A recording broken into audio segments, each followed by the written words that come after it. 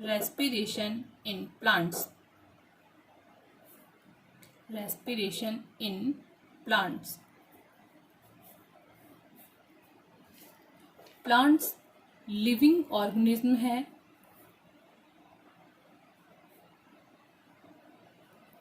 Plants कैसे organism होते हैं? Living organism. तो लिविंग ऑर्गेनिज्म का एक कैरेक्टर क्या हो गया? Presence of respiration. अब रेस्पिरेशन क्या होता है? रेस्पिरेशन एक एम्फीबॉलिक प्रोसेस है. Amphibolic process. एम्फीबॉलिक प्रोसेस से क्या मीन है? जहां कैटाबॉलिज्म एंड एनाबॉलिज्म, ठीक है, कैटाबॉलिज्म एंड एनाबॉलिज्म दोनों तरीके के प्रोसेस एक साथ होते हैं. कैटाबॉलिज्म का क्या मीन होता है? जब लार्जर मॉलिक्यूल स्मॉलर मॉलिक्यूल्स में ब्रेक डाउन होता है तो उसे बोलते हैं कैटाबॉलिज्म. और जब स्मॉलर मॉलिक्यूल्स जो हैं ये एक लार्जर मॉलिक्यूल को फॉर्म करते हैं तो उसे बोलते हैं एनाबॉलिज्म. नेक्स्ट क्या याद रखना है? Respiration multi step enzymatic process है. Multi step enzymatic process. Multi step enzymatic process से क्या मीन है? रेस्पिरेशन प्रोसेस में एक से ज्यादा स्टेप्स इन्वॉल्व होते हैं और वहां पे हर स्टेप के अंदर कुछ एंजाइम्स काम आते हैं, इसलिए हम इसे बोलते हैं multi step enzymatic process. Respiration में होता है क्या? ऑक्सीडेशन ऑफ फूड है. तो ऑक्सीडेशन ऑफ जो फूड है वो कहाँ पे होता है? सेल्स में हो सकता है, टिश्यूज में हो सकता है. जब एनर्जी जो निकलती है उसको स्टोर करते हैं माइटोकॉन्ड्रिया के अंदर, तो हम इसे क्या बोल सकते हैं? सेल्यूलर रेस्पिरेशन या टिश्यू रेस्पिरेशन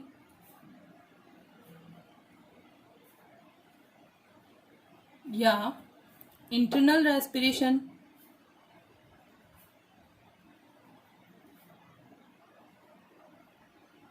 और माइटोकॉन्ड्रियल रेस्पिरेशन. माइटोकॉन्ड्रियल रेस्पिरेशन, ठीक है. तो ये मल्टी स्टेप एंजाइमेटिक प्रोसेस है. नेक्स्ट हम पढ़ेंगे कि जो प्लांट्स होते हैं उनमें स्पेशलाइज्ड रेस्पिरेटरी ऑर्गन्स जो हैं वो क्या हैं? एब्सेंट. तो हम इसे याद रख सकते हैं. Lacks of specialized respiratory organs. Humans के अंदर क्या मिलते हैं? लंग्स मिलते हैं, लेकिन यहाँ प्लांट्स में स्पेशलाइज्ड ऑर्गन क्या हो गए? एब्सेंट. तो फिर यहाँ रेस्पिरेशन क्या होता है? यहाँ रेस्पिरेशन होता है गैसियस एक्सचेंज. गैसियस एक्सचेंज या फिर हम क्या बोल सकते हैं? डिफ्यूजन ऑफ गैसेस, ठीक है. नेक्स्ट हमें क्या याद रखना है कि जब रेस्पिरेशन प्रोसेस होता है तो वहां पे एनर्जी का फॉर्मेशन होता है. तो ये क्या है? रिलेटेड होता है liberation of metabolic energy.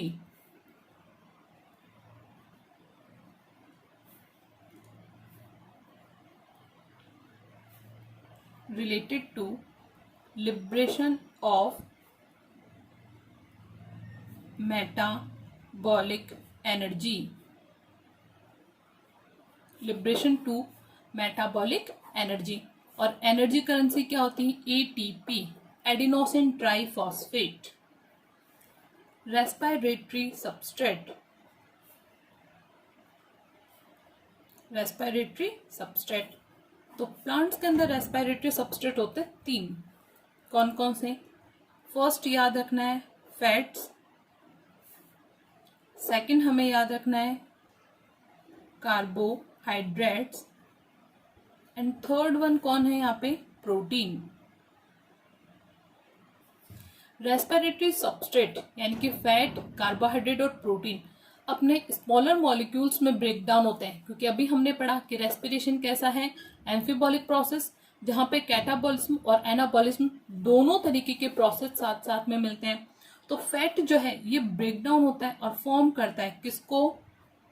Fatty acid and glycerol. Fatty acid and glycerol. Carbohydrate अपने सिंपल मॉलिक्यूल में ब्रेक डाउन होता है जिसे हम क्या बोलते हैं, शुगर मीन्स ग्लूकोज। प्रोटीन अपने सिंपल फॉर्म में ब्रेक डाउन होता है जिसे हम बोलते हैं अमाइनो एसिड। ये जो फैटी एसिड एंड ग्लिसरॉल होते हैं ये फर्दर फॉर्म करते हैं di hydroxy acetone phosphate. Glucose जो होता है ये सबसे पहले फॉर्म करता है ग्लूकोज 6 फॉस्फेट को। कैसे बनाता है ये मैं आपको बताऊंगी ग्लाइकोलाइसिस में। ग्लूकोज 6 फॉस्फेट जो है ये फर्दर अपना एक आइसोमर फॉर्म करता है जिसे हम बोलते हैं फ्रुक्टोज। तो क्या बनेगा, fructose 1,6 bis phosphate, fructose 1,6 bis phosphate. और फर्दर ये जो फ्रुक्टोज होता है ये भी फॉर्म करता है किसको, या तो बनाएगा डाई हाइड्रोक्सी एसीटोन फॉस्फेट को या फिर बनाता है ग्लिसरॉल एल्डिहाइड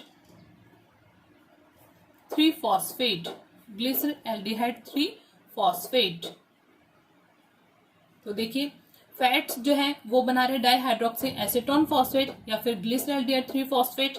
कार्बोहाइड्रेट भी क्या बना रहा है, सबसे पहले ग्लूकोज, फिर ग्लूकोज 6 फॉस्फेट बनाता है, ग्लूकोज 6 फॉस्फेट से फ्रुक्टोज 1,6 बिस फॉस्फेट बनता है और ये कन्वर्ट होते हैं किसमें, डाई हाइड्रोक्सी एसीटोन फॉस्फेट में या फिर ग्लिसरॉल एल्डिहाइड फॉस्फेट में। ये जो दोनों आपके पास में कंपोनेंट है इनमें से कोई भी एक कंपोनेंट फॉर्म करता है किसको, पायरुविक एसिड को। ठीक है, ये किसको फॉर्म कर रहे हैं, पायरुविक एसिड को। तो फैट से भी क्या बन गया, पायरुविक एसिड, ग्लूकोज से क्या बन गया, पायरुविक एसिड। और सेम चीज किसके साथ होती है, अमाइनो एसिड के साथ। अमाइनो एसिड्स जो हैं ये भी किसको फॉर्म कर देते हैं, पायरुविक एसिड को फॉर्म करते हैं। ये पायरुविक एसिड जो है एसिटाइल को एंजाइम ए, ठीक है, किसके साथ में, एसिटाइल को एंजाइम ए के साथ मिलके एक प्रोसेस कंप्लीट करते हैं जिस प्रोसेस को हम नाम देते हैं क्रेब्स साइकिल। एक साइंटिस्ट थे जिन्होंने इसको बताया था और उन्हीं के नाम पे इसका नाम पड़ा है क्रेब्स साइकिल। क्रेब्स साइकिल जो है इसमें क्या होता है, CO2 फॉर्म होती है, इसके अंदर क्या हो जाता है भाई, H2O का फॉर्मेशन हो जाता है। तो यहाँ पे CO2 भी रिलीज हो गई और वाटर मॉलिक्यूल भी बाहर निकल गया। तो जब ऑक्सीडेशन ऑफ फूड होता है तो किसका फॉर्मेशन हो रहा है, CO2 का। टाइप्स ऑफ रेस्पिरेशन, भाई हमने क्या पढ़ा, रेस्पिरेशन किस तरीके का प्रोसेस है, पढ़ा हमने। रेस्पिरेशन में कौन कौन सा सबस्ट्रेट काम आ रहे हैं। अब हम बात करते हैं किसकी, types of respiration. Types of respiration में याद रखिएगा रेस्पिरेशन 2 तरीके से हो सकता है, in the presence of oxygen और in the absence of oxygen. तो in the presence of oxygen होता है तो उसे हम बोलते हैं एरोबिक रेस्पिरेशन, एरोबिक रेस्पिरेशन। और सेकंड कौन सा आपके पास में, एनारोबिक रेस्पिरेशन। एक तो कौन सा हो गया एरोबिक रेस्पिरेशन और एक कौन सा हो गया एनारोबिक रेस्पिरेशन। एरोबिक रेस्पिरेशन कब हो रहा है, जब ऑक्सीजन क्या है, प्रेजेंट, ऑक्सीजन क्या हो गई, प्रेजेंट। और एनारोबिक रेस्पिरेशन में क्या हो रहा है, ऑक्सीजन जो है ये क्या हो रही है यहाँ पे, एब्सेंट। तो एरोबिक रेस्पिरेशन के लिए हम क्या लिख सकते हैं कि जो फूड है उसका कंप्लीट ऑक्सीडेशन होता है यूज ऑफ ऑक्सीजन, ऑक्सीजन के यूज के साथ में। और ये जो आपके पास में एंटायर कार्बन होते हैं ये रिलीज करते हैं किसको, CO2 को। तो हम क्या लिख सकते हैं यहाँ पे, the complete oxidation of food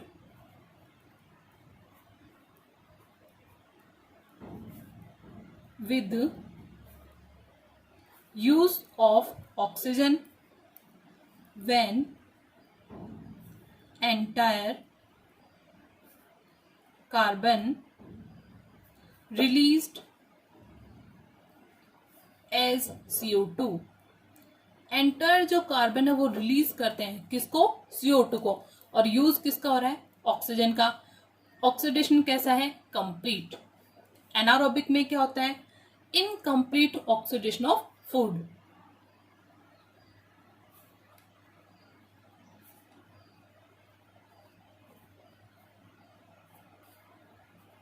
incomplete oxidation of food होता है। यहां जो फूड ऑक्सीडाइज्ड हो रहा है वो क्या फॉर्म करता है, एल्कोहल फॉर्म करता है। यहां तो कौन रिलीज हो रही है, CO2, और यहां पे क्या बनेगा, एल्कोहल। तो हम क्या लिख सकते हैं,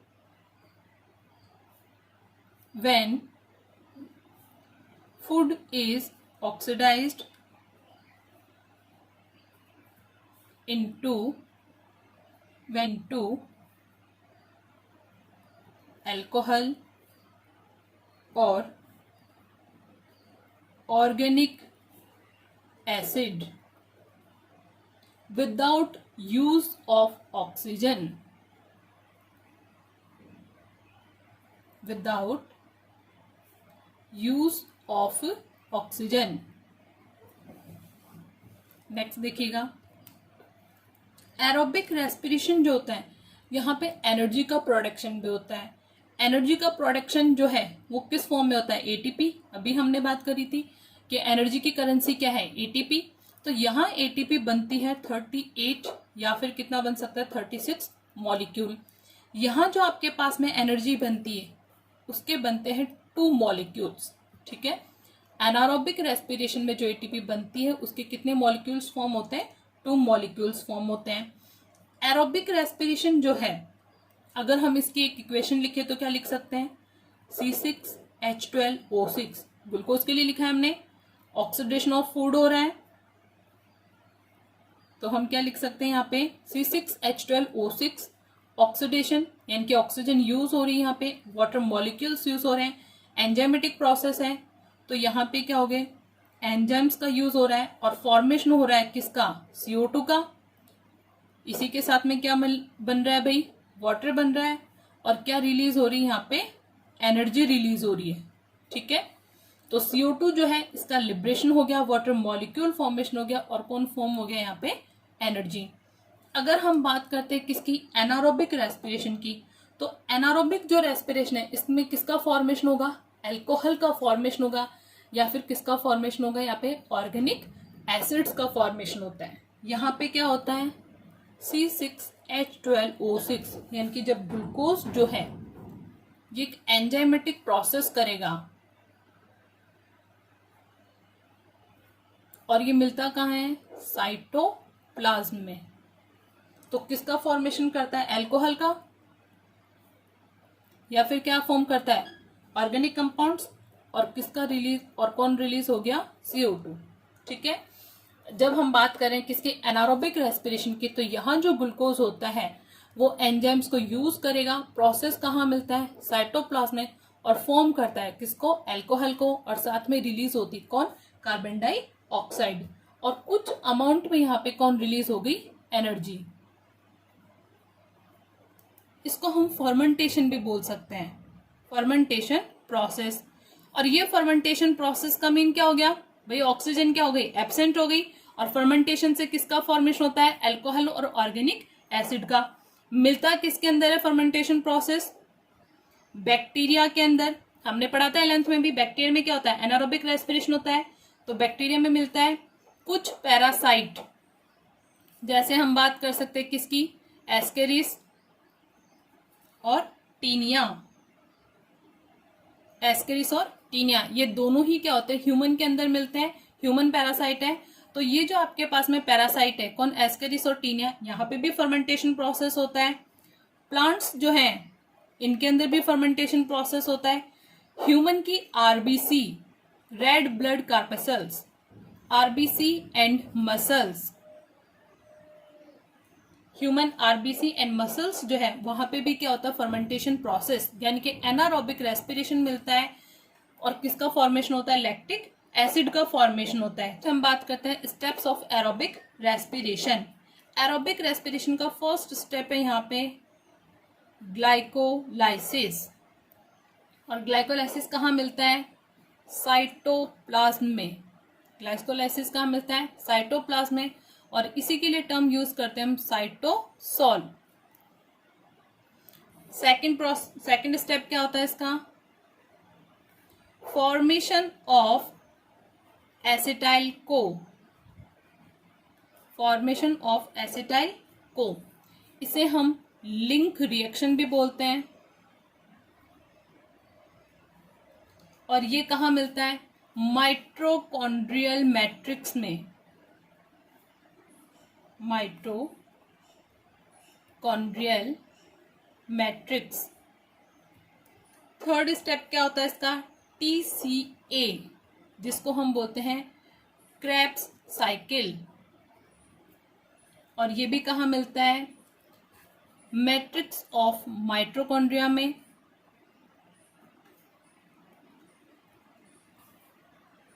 मैट्रिक्स ऑफ माइटोकॉन्ड्रिया।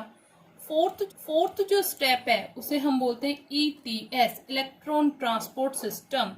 और इलेक्ट्रॉन ट्रांसपोर्ट सिस्टम जो है ये मिलता है इनर मेम्ब्रेन ऑफ माइटोकॉन्ड्रिया, या फिर हम बोल सकते हैं क्रिस्टी। ETS कहाँ मिल गया?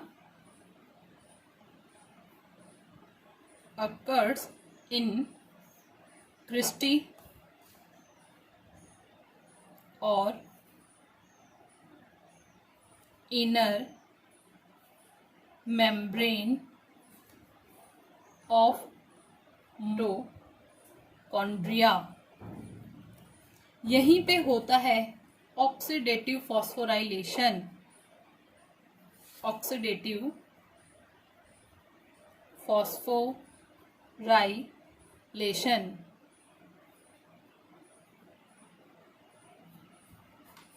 यहीं पे क्या मिलता है? Oxidative phosphorylation. स्ट्रक्चर होता है जिसे हमने नाम दिया था ऑक्सीसोम, इसे हम क्या बोल रहे थे?